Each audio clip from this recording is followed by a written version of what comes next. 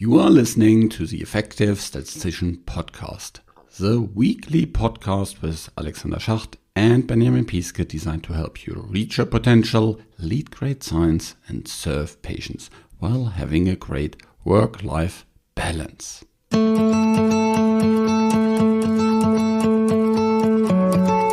In addition to our premium courses on the Effective Statistician Academy, we also have lots of free resources for you across all kind of different topics within that academy.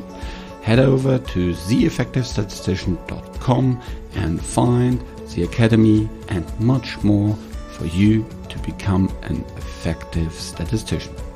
I'm producing this podcast in association with PSI, a community dedicated to leading and promoting the use of statistics within the healthcare industry for the benefit of patients. Join PSI today to further develop your statistical capabilities with access to the ever-growing video-on-demand content library, free registration to all PSI webinars, and much more.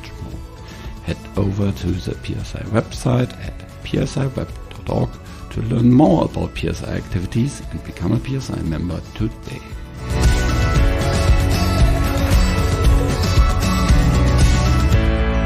Welcome to another episode of The Effective Statistician. And today I'm super happy to have Aziza and Klaus here. And I know Aziza already for quite some time, and she connected me also to Klaus. And a couple of months ago, recording this actually was the end of the summer, and we had the discussion before the summer. We had a very good discussion about the impact statisticians can have. And Aziza learned a lot from Klaus, and Klaus learned a lot from Aziza. And so I think there's lots of beautiful insights into the discussion and lots of great learnings for you as a listener to The Effective Statistician. But before we dive into the content, let me first introduce you to my two guests today. And ladies first, Aziza, maybe you can speak shortly about your background and where you're now working. Yes, thank you very much, Alexander. It's really nice to be here in my favorite podcast, and it's really great to have this episode with my former manager, Klaus, and we will be talking about him later. But yes, I am Aziza, and I am a statistician, and I became a statistician because of Klaus. And it's really a pleasure to share my experience. And I am working at the moment as a senior statistician in the non-clinical world of the pharma business. And I am responsible to support development team in the animal health business with statistical consulting, design of experiments, and everything every concept that you can use and extract insights from the data. And I am enjoying this world. Pharma is a very, very beautiful world, in my opinion, because one learns a lot about the healthcare and about our bodies, about how to stay healthy and how to contribute to healthcare. It's really nice. And so this is my experience in development team as a statistician. And before I joined Boehringer Ingelheim, so now I'm with Boehringer Ingelheim, and before I was at Corning Incorporated, and it was Corning Environmental Technologies business, and I was a plant statistician there and reporting to Klaus, my manager there, and which I'm very grateful for. And I was there also in the role of statistical consulting, and was involved in a lot of projects, and was also supporting Klaus with promoting Six Sigma methodologies there, and has gained a lot of experiences there with Klaus. I come from the manufacturing world, and now I'm gaining my experience in the development world. Thanks so much, Aziza. And yes, it's always a pleasure to have listeners of the podcast as actual guests of the podcast. Let's turn it over to Klaus. So you already got introduced as a manager at Corning. How long are you at Corning? Oh, difficult to say, but it's 34 years now. Very close to that in September. And I'm a statistician by education. So I studied at the University of Dortmund in the 80s and got my degree as a diploma there and got hired by a former one who studied there early 1990s and got into being a statistician as a manufacturing plant. And yeah, that was something special. I didn't realize that I want to stay there for a long period of time. It was an understanding or an experience at that point. Our manufacturing facility at that point and still is a ceramics technical company which makes products for the automotive business. And the thing which took me to the place a great deal was as plant statisticians that I was in the beginning, we were dealing with data that we thought directly where they accurate because the manufacturing floor is on 20, 30 meters away from my office. All the time when we have data excelled, I could try to look at all the data get manufactured in the daily shifts business. And that was fascinating to me at that point of time. I stayed there. Corning is a technical company, an American technical company, which has a lot of good products in the area of glass and ceramics. Some of you may know about Gorilla Glass, which is one of the famous products and well-known products of Corning, not manufactured in the place where I stay. But anyhow, it's a technical-oriented company. And one other thing which put me there also was there were statisticians in the States together with the one who hired me, Carlos Walton. So there was, in this American-based company, there was this tradition to have statistics being important and data being important. And I was introduced and mentored by a statistician there who made me aware you have to go to the data, you have to get your hands a little bit dirty. Also, sometimes things like that. That was interesting in the early times frames. And then somehow it took me that I stayed here forever. And I probably will conclude my career at the same plant. In the years after 2000, our plant got a chance to expand. And that was then in, I think it was 2015 or something like that. Azila, you may remind me, or 2018. I don't completely remember. We got the chance to expand my little department, and I could hire Aziza as a third member of our little group. It was 2017. 2017, long time ago. So Aziza joined my team. I had one other technician reporting to me, Manfred. And there was a time frame where when we grew a lot with a new business part, and that made us aware we need more resources. And that for me was a great learning experience because getting somebody new into statistics was something new to me. I was applying my statistical tool and was happy about that. But now when Aziza joined us, we needed to clarify how to proceed there. And Aziza was very successful and I was successful having Aziza for me.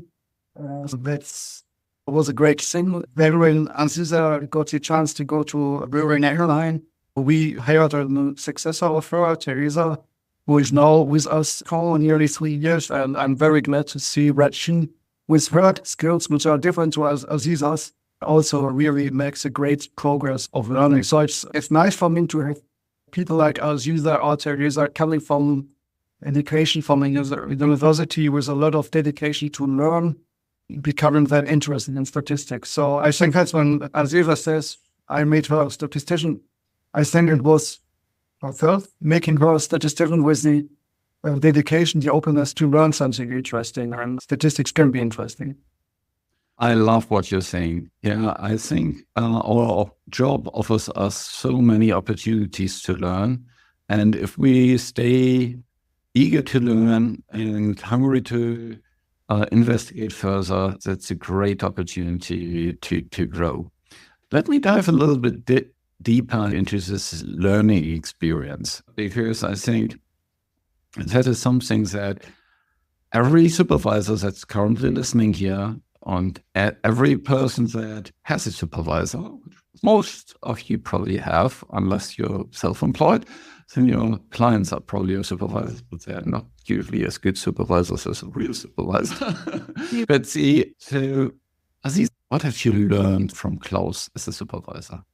Yeah, so he's a supervisor and he's more than just a name. Klaus is my inspiring manager and inspiring person, mentor, and the driving force behind my career, as I always mention.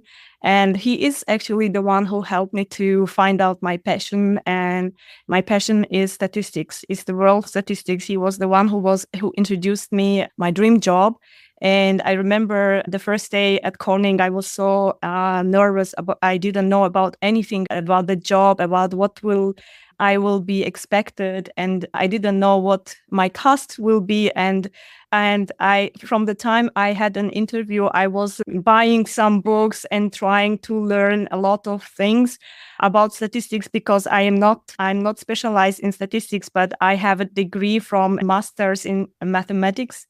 I studied mathematics and I didn't have any specialty. I don't have statistics specialty, and I was nervous. And my first day was February 2nd, 2017. And I remember being greeted by a gentleman who warmly welcomed me at Corning and guided me through a labyrinth type of corridor and showed my workspace. And he introduced me to our friendly colleague and took time to discuss my learnings from the time I've been interviewed, because I wanted to show what I learned. And because didn't know what I will be expected to do, and I tried to tell a little bit about what I studied during the time that I had, and which the concepts that include Six Sigma and statistics and some data visualizations. And and it was the first time, and I didn't know, but Klaus was so gentle, and he introduced me. He took time to explain me everything, and he had a lot of patience with me, and just taking a baby and make the baby walk, I remember. And this was like my dream place to be for me, who has no experience in industry and always was at university and studying, and this whole pure theoretical concepts that I've been taught and the exams. It was, for me, it was different world. And he showed me the world of industry and the world of statistics, and basically step by step. And I worked at Corning for 5 years, and during the 5 years, I never felt treated unfairly. I was always sure, confident in everything what I was doing, because Klaus was always supporting me as a good manager. And someday I even wrote an article on LinkedIn. Maybe you also read about it. I was so inspired by Klaus. It was like, I think it was my 5th year in his department, and I was sitting and thinking about Klaus, how much this person is inspiring, and how much he puts efforts in really teaching, and all his contributions to the industry and in applying statistics, and really contributing to his job, and all his education was so inspiring. And I just wrote about an article about him. And so what makes Klaus special? Klaus has a very special way of respecting people, in my opinion. And he is very gentle, and I remember he took times to really go through theoretical concepts, and I would learn some concepts of statistics and come and discuss them with him. And it was a dedicated 1-hour learning session. And I remember I found some courses online, and because I didn't have any statistical background, so I had to speed up with some of the concepts. And I used to come and sit, and Klaus used to take time for me. He was one of the most busy people in our organization, but he took time. And I think this shared passion for learning is what made us a great team. And after working for the industry, I even saw that he went back for a long time. He went back to study at university, and he was doing a data science program, which was very inspiring for me. And so he was the manager who was also ready to get out of the comfort zone and change the dynamic and try to be always updated and help others. more than that, he is very humble person, and one of his personal characteristics that I liked most, he's very authentic, and he's dedicated and sincerely cares about the company.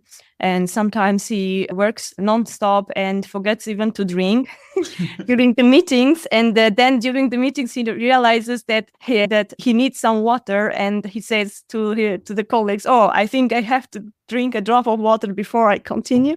So that's something that I always saw in him when he's in meetings. His days are all full with meetings, and he's so dedicated and really takes time. And I saw a lot of care from his side and dedication to the company. And Klaus was a manager who never lets you down, who he also introduced me to different teams, and he used to say, hey colleagues, please meet Aziza. And I remember it was at the beginning of my career at Coring, and he introduced me to different teams and said, please meet Aziza, and if you find any interesting projects or interesting activities, consider her. She doesn't have to be the second Klaus.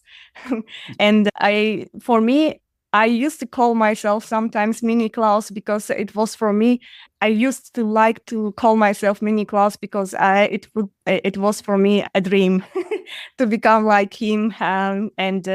Maybe I didn't become the Mini Klaus, but everything what I learned from him is guiding me throughout my career, even my personal life. And he taught me not only to grow as a professional, but also as a person.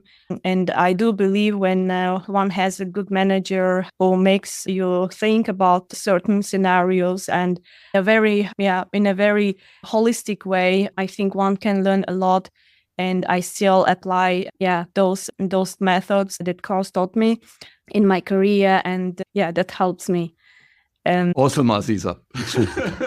A lot of raving about lots of very good aspects. I think that if you're now listening as a supervisor, I think there's a lot of gold in what Aziza just thought and said about what a good manager looks like.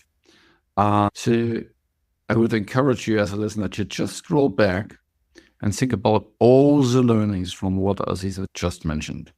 Being helpful, taking time, introducing you to others, help with the learning, always back people up, have a people mindset, always understand how you create value for the company, and so much more.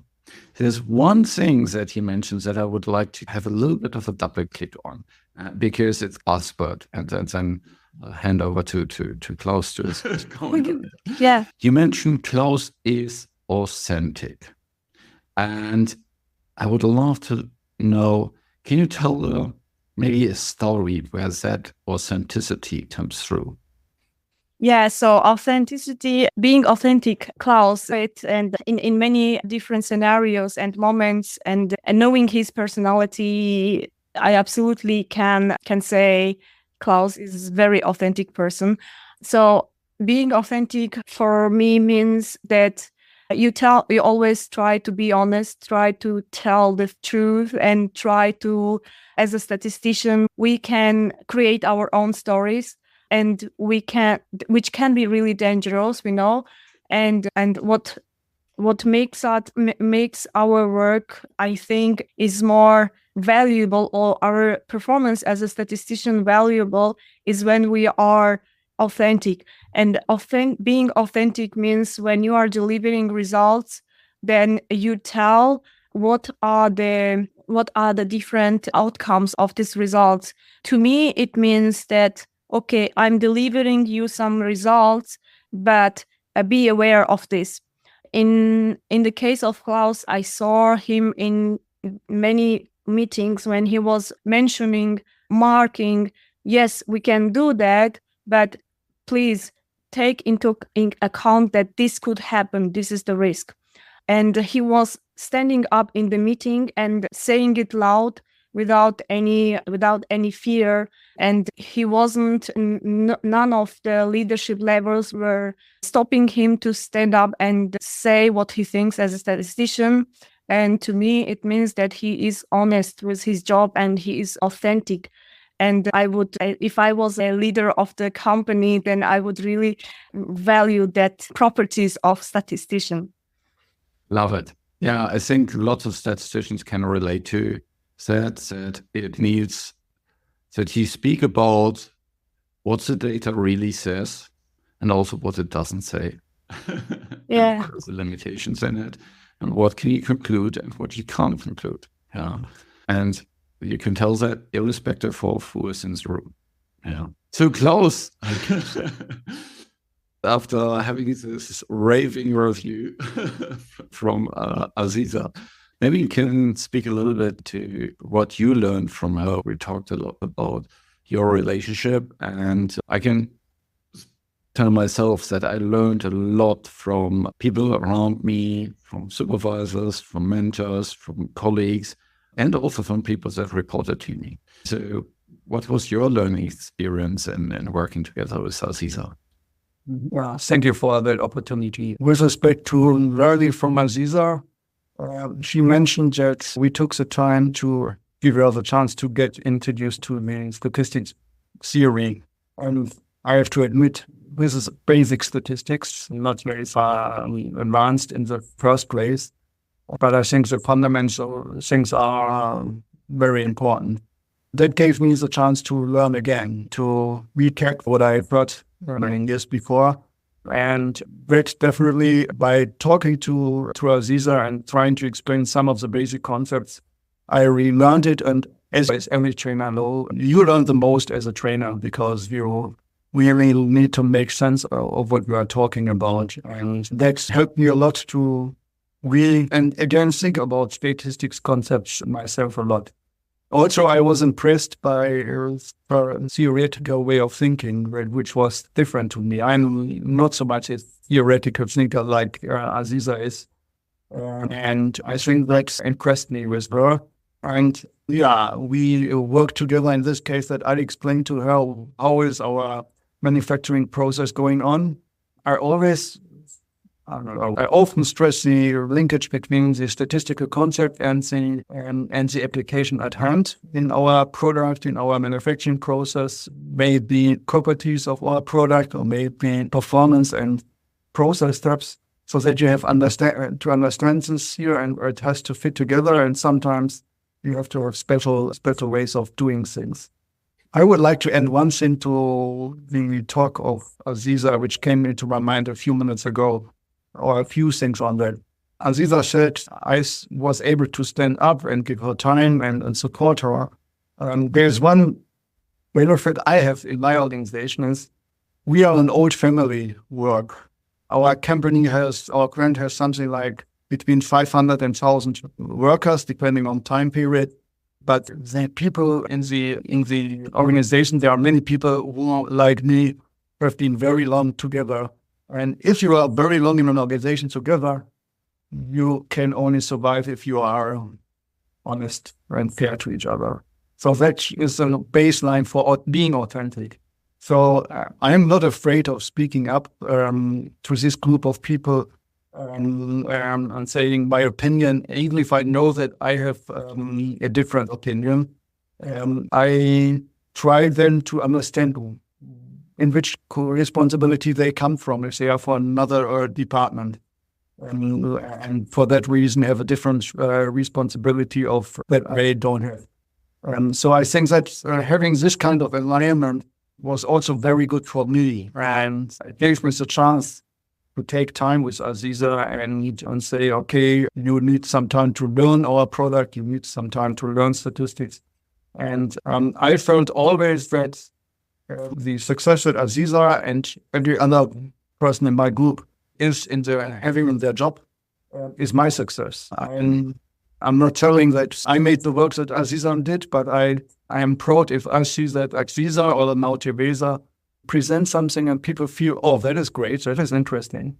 And really, that is my focus as a supervisor, that I can proudly say this person working for me has done something great, and even something I couldn't have done. So Aziza developed in the last 2 years of working with us a framework about project management in manufacturing in 4.0, so in new data and big data, which is a topic of area where I still need to learn. I don't feel myself to be really competent on that because it's not a topic I learned in basic statistics that I was 30 years ago.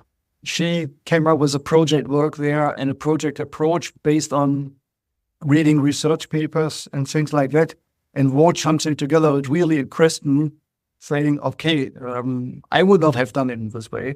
And I really felt happy about that. Yes, she could deliver something like that. And that's for me, if you as a supervisor can develop that attitude, that you feel the deliverables of your people in the deliverables, so it's their success, but you feel it as your own success yourself. But that makes it easy for you to then say, okay, I help her with developing into that direction. I help her to grow. So that's something I learned about myself a little bit more, having Aziza as the first newcomer into statistics, and now with Teresa, I've seen something similar going on. So that made me very happy about the work together with Aziza. And another environmental advantage I have here in my department, which may not be true for many groups, is because of my long experience, I'm a little bit a freelancer, something like that. But I have the chance to pick topics I would want to work on for the community of engineers which we are working to. So we have an organization with engineers in the mechanics and chemistry and ceramics area. And we train them to understand, to work with statistics, using software like JUMP to visualize data. That's some important element where Aziza and now Teresa were getting responsibility for me to make people being trained in using these concepts. But really, if there's something very interesting, fascinating, strange, then I try to jump on that and help on that, where we focus on a certain topic to really make a great element. So this might be something which is very special that I was able here to get in my environment, and I don't know whether that is true for many people. Yeah, so because I'm here, being 30 years in my role, or nearly 30 years, I have but slightly different roles in the meantime. But that really was something which helped me to be able to give her some support in her education in the early years. And that's something I see that other colleagues, other supervisors may not have that easily. And that was some answer to your question. We may follow up again. Yeah. I love a lot of things about this. I can really reiterate, if you teach something, you start to really understand it. I think it's one of these areas of learning where you become really conscious about all these different things. There's a theory about learning that you have basically 4 stages. So first is you don't know what you don't know. And then the second is you do know what you don't know. And the third step is you know what you know. And then the last step is that you don't know what you all know. My perception is there's actually a 5th step, and that is you can actually train others on what you know. And that's a beautiful area to reach. And I completely agree. You can only do that by teaching. You mentioned one sentence very on a side note. I think this is a very fundamental sentence. I help you to grow. If the supervisor has that mindset and the people in the organization, the team members understand my supervisor is here to help me grow. And Aziza, you mentioned that also, that you have grown as a professional and as a person. That is a great relationship. Now, of course, we also work in a business. And I think it appears that you have found a perfect combination to combine personal growth, and also delivering business value and value for the business. I want to dig a little bit deeper into this because I think it is one of the areas where a lot of people struggle to clearly understand how they actually generate value to the organization. I think there's a huge misunderstanding that by working long hours, you would create a lot of value, or by producing lots of tables, you would create a lot of value. Now you have a very different approach. First is you train others to use statistics for themselves. One thought that my listener potentially has is, why do you do this? Then you make yourself redundant. Yeah. What's your answer to that kind of thought? Yeah. Sometimes you may be afraid of that. And I remember my first years, sometimes there was somebody from another facility as a statistician who did something very similar to what I did and who corrected me. And I was completely annoyed about that. So you may be afraid that if you give away of that, there is a human reaction, which is fair enough if that happens. Here in our organization nowadays, it's different. We have the engineers who need to work with data. Our company has a long tradition to say we are data-minded. We want to see data. And I help them with, or Aziza help them with using software like Excel as a first place, and then later on now with JUMP to make data speaking. That is, they are still not on a statistician level. So I really feel having them working with data, they are open to say, oh, data are valuable, and they come up with new questions which are more difficult to answer. And at some point of time, then that is a chance that I can, with my team, jump into action and say, okay, this is really special, much help here.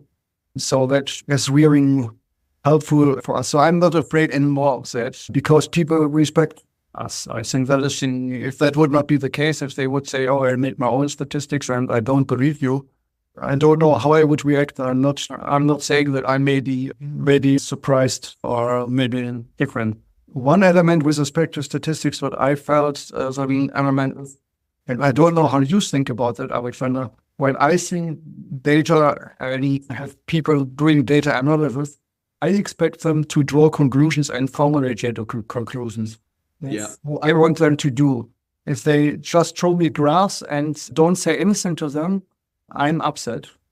They can draw their own conclusions, but they have to say, from this graph or from this data statistics, I take this conclusion and what to do the next. If somebody leaves it open, I feel that is source of misunderstanding and not being authentic, because you ask the listeners to say, oh, what do I see from the data? And that was something for a newcomer like Aziza to learn. But you should not be afraid of making a statement. I conclude this. If it's wrong, you will get feedback, but it's nothing personal. It's just learning. So that's one thing I wanted to mention as something. And really, having people using statistics, using data, they become more confident over time and experts in their area of interest for their meshing, their process. And that's great. What they really should do about using data a lot. And we have a lot of data systems. Recently, one thing which I feel will be becoming an interesting topic for us is we have this software what uses Pi process data. You may have heard about Pi, that is continually reading data like temperatures over time or so. And now we got a data connection to pull those data effectively into JUMP and make them visible. And nowadays, the engineers show them just for today data and seeing if there's something odd in a problem. And now I think we have a baseline, a format to say, let's look at the data for 1 month or 2 months or 3 months ago to compare to today. Do I see something special which makes me understanding? So working with data, I love to do this.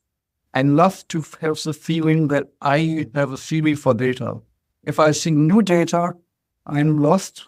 If I don't have experience with them, and if I get the understanding, I have a feeling for the data and topic, that helps me a lot and gives me confidence.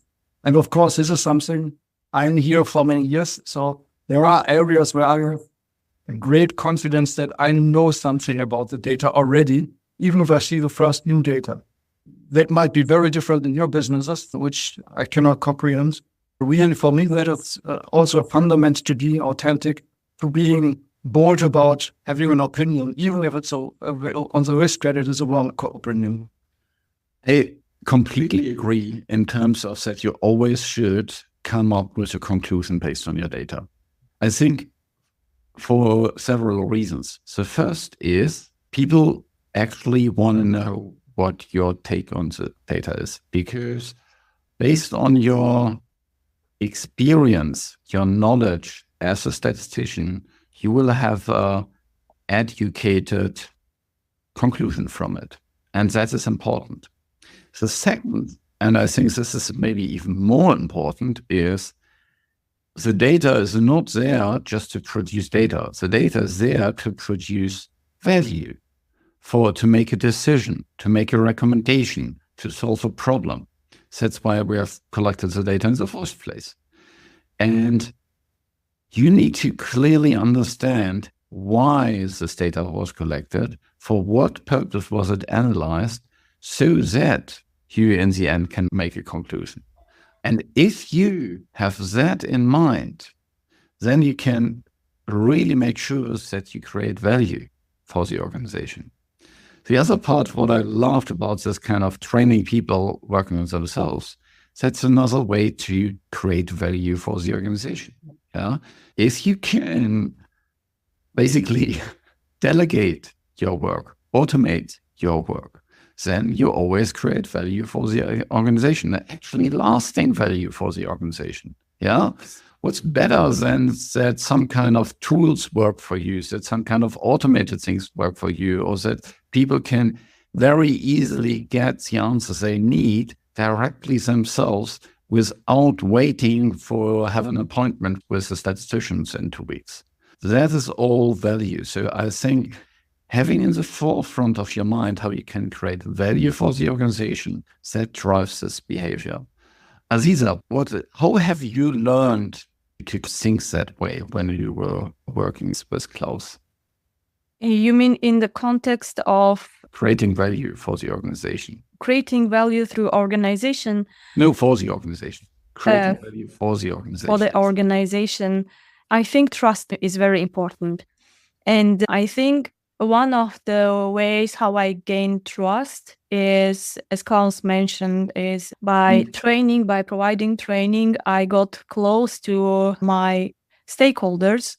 And I think, of course, in combination of being humble, honest, and also be yourself, and not a teacher who knows about everything and the others are knowing not much, not in that way, but hey, I learned something and let me share about this. What do you think about this?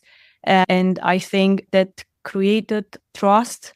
And I felt that being respected for that and sharing knowledge, being humble, being honest, being authentic, that all leads to having an environment where trust is the first value in the organization. And once you have trust, I think, and people around you can be themselves, we can be ourselves, and we are not afraid to share the story the way as it is, and without filtering out the good things, without sugarcoating, then I think organizations will, and this will bring any organization values. Of course, the organizations can put a lot of efforts in really expensive trainings and really expensive tools and provide everything what they need, like in terms of physical and all this software context. But if there is no trust, if people cannot be themselves, then I think it will be very difficult. So what I learned is to be honest and create trust and just be yourself. And at the end, we are all humans. And I think we should first think that we are dealing with people and we're trying to improve the lives and not something temporarily. I want to grow in my career and I want to do my next step. So I think having a mindset of a long-term vision goal, it helps the organization to create value. I love that you mentioned trust. I speak about this a lot, that if you don't have trust in the organization, it is really difficult to create value. It's especially difficult to understand where are actually the challenges, where are the problems, and how is the data even created? You talk that you work very close to all the different physical sites in the plant where data is created, and that is of course important. And having good trust with the people that create this data, that need to work with this data, that need to make sense out of the data, that is absolutely fundamental. And using training, I think, is brilliant. Training has all the elements for you to build trust. The first part is when you do training, you get to be known, because you need to get people into the training, and you need to convince people into the training. And so there is the first step. If people don't know you, you can't have an influence. The second is, you mentioned that people will, if they get the perception during the training that they really learn something, that you take care, that you are humble, that you want to understand where they're coming from, help them. If you really show that you care for the people, they will like that a lot. And through your expertise and then actually helping them, that builds a lot of trust. So the action builds trust. So you can speak a lot of words, but if you actually help people, and might be just through a 1-hour training, that builds a lot of trust. Thanks so much. We are already at an hour within this discussion, and I think we talked about a lot of great things. So first is that I think having this mindset around people development, people growth, is really important for people, for themselves, that they focus on their personal and professional growth, and that they combine creating value for the organization with that. The second thing I think is that if you have this people-oriented mindset, you will always learn something by teaching others. And the third thing is, by just doing that, you can create win situations, a win for the supervisor, a win for the team member, and a win for the overall company in terms of creating sustainable value. And I think making sure that others can do your work, or that you automate work, that is sustainable because it runs there even if you're on vacation. How beautiful is that? You have done a job and it creates value even if you're on vacation. So thanks so much, Aziza and Klaus, for this great interview about your experience on being a supervisor and being a new member on the team, fresh from university, which, by the way, is also something that I find really insightful. There's so many companies that don't hire fresh out of university. Klaus, is there any one sentence that kind of, or one takeaway that you have that you would like to share with the listener based on all what we have discussed? Thank you, Alexander, for having the chance to talk to you today.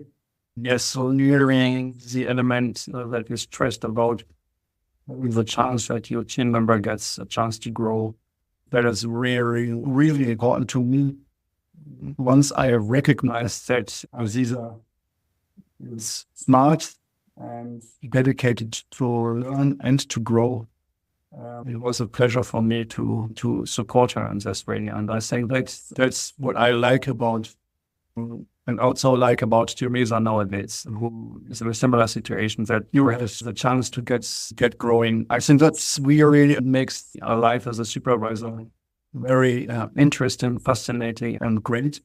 And I hope that many teams will have similar experiences. Thanks. Aziza, what is your key takeaway from our discussion?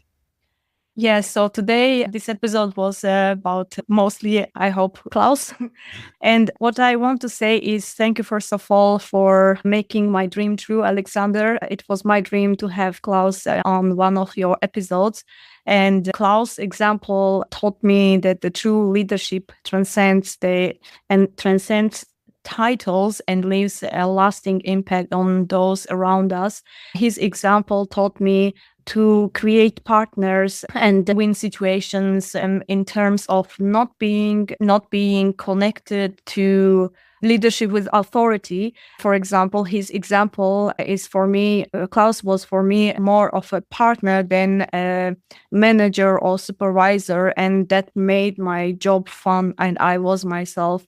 And today with this episode, I celebrate Klaus moment because people like Klaus, they impact our not only workplace, but they also shape our careers and also our lives and strive us to be better professionals, better colleagues, and above all, better people. Thank you very much. And let's keep learning, let's keep growing and keep inspiring. Awesome. That's a great final sentence. Thanks so much. Thank you. Thank you.